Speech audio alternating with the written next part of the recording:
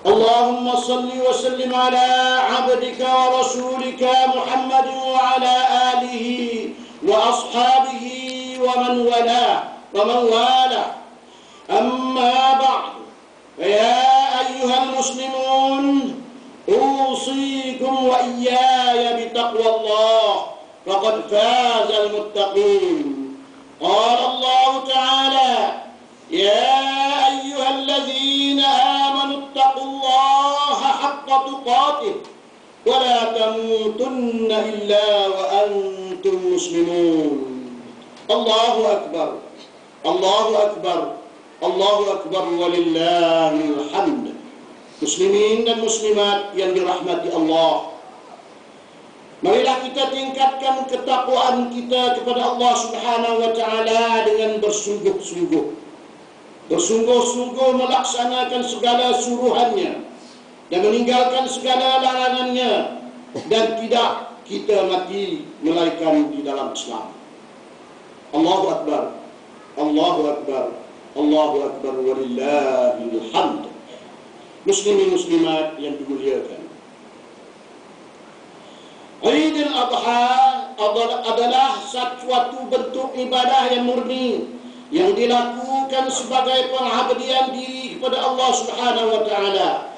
Kerana itu, Idul Adha mestilah disambut selaras dengan kaifiat syar'iyyah, yaitu dengan solat sunat Idul Adha yang kita baru saja lakukan.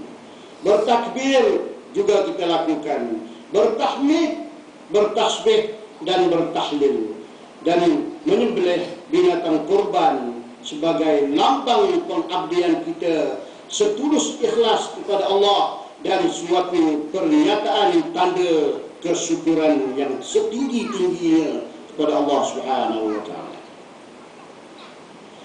Saudara-saudara, pada kesempatan hari ini, hari Idul Adha ini, marilah sama-sama kita menghayati isi kandungan khutbah yang diberi tajuk Tauhid Asas Perjuangan.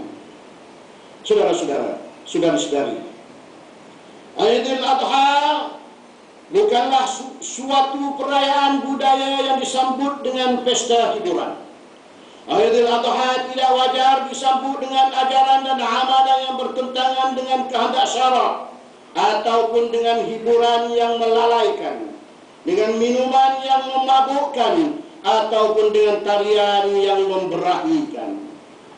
Amalan seperti itu hanya akan mencemarkan kesucian Idul Adha itu sendiri, sekaligus mencabul kemurnian agama Islam itu sendiri. Allahu Akbar, Allahu Akbar, Allahu Akbar walillahil hamd. Muslimin muslimat yang dirahmati Allah, pada saat ini jutaan umat Islam sedang bergerak menuju Muzdalifah, meninggalkan padang Arafah. Kemudian mereka akan terus bergerak menuju Mina untuk melontar jumrah di sana. Selepas itu mereka akan bergerak ke Makkahul Mukarramah, mengerjakan tawaf ifadah dan juga sa'i haji. Setelah bertahallul, maka sempurnalah ibadah haji mereka. Kita mendoakan semoga mereka dapat menunaikannya dengan sempurna dan mendapat pahala haji yang mabrur, pulang dengan iman yang mantap dan ketakwaan yang tinggi kepada Allah Subhanahu wa taala. Saudara-saudara, saudari-saudari, sesungguhnya Idul Adha mengingatkan kita kepada Sayyidina Umar bin Khattab yang memberikan ucapan beliau, sesungguhnya Al-Quran diturunkan pada bulan Ramadan, lalu ia disambut dengan Idul Fitri.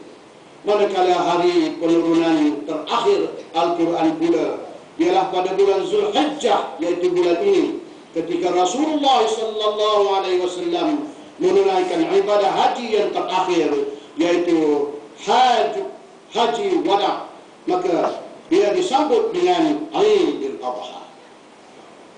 Maka jelaslah Idul Adha adalah hari merayakan kesyumulan Islam sebagai satu-satunya cara hidup yang lengkap dan sempurna, yang mengatur, yang menyusun segala aspek kehidupan manusia daripada akidahnya, syariahnya, siasahnya yaitu politik, ekonominya, pendidikan, kemasyarakatan, perundangan, akhlak dan sebagainya.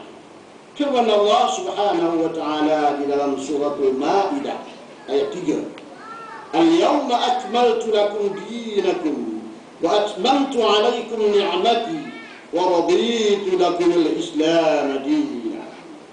Maksudnya, hari ini aku sempurnakan bagi kamu agama kamu, yaitu cara hidup, dan aku cukupkan nikmatku ke atas kamu, dan aku hanya redha dengan Islam itu sahaja satu-satunya agama yang menjadi cara hidup pada kamu.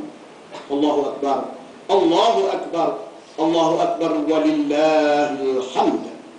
Muslimin muslimat yang dirahmati Allah, Aidil Adha mendidik serta membentuk sikap dan syahsiah umat Islam melalui peristiharan kalimah tauhid yang diwajibkan, yang diucapkan, La ilaha illallah wa la na'budu illa iyyahu mukhlishina lahuddin walau karihal kafirun. Tidak ada Tuhan yang disembah melainkan Allah, dan kami tidak mengabdikan diri melainkan hanya kepadanya, yaitu kepada Allah, dengan ketaatan setulus hati kami walaupun dibenci oleh orang-orang yang kafir. Kalimat tersebut merupakan pernyataan sikap umat Islam untuk menyucikan akidahnya agar bersih dan patuh hanya kepada Allah yang Maha Esa semata-mata. Ini membawa maksud hanya hukum hakam Allah yang wajar didaulatkan dan hanya sistem yang datang darinya sahaja yang mesti dihayati dan disanjung tinggi. Sekalipun kalimah tauhid yang diakhiri dengan kalimah walau karihal kafirun merupakan penegasan Allah kepada hambanya supaya melaksanakan hukum Allah tanpa peduli sama ada orang lain bersetuju ataupun tidak setuju. Kerana kalimah tauhid itu sebenarnya menjadi prinsip yang mesti diperjuangkan selaras dengan ikrar kita pada setiap takbir yang kita laungkan hari ini dan berterus-terusan hinggalah ke hari ketiga tasyrik secara terus-menerus sepanjang waktu. Malangnya, walaupun ikrar dikumandangkan selama 4 hari 4 malam melalui takbir mursal dan juga takbir muqayyad, tetapi di waktu yang sama masih ada segelintir umat Islam tidak yakin untuk melaksanakan Islam dan masih ragu untuk hidup dengan melaksanakan sistem Islam yang sumul ini.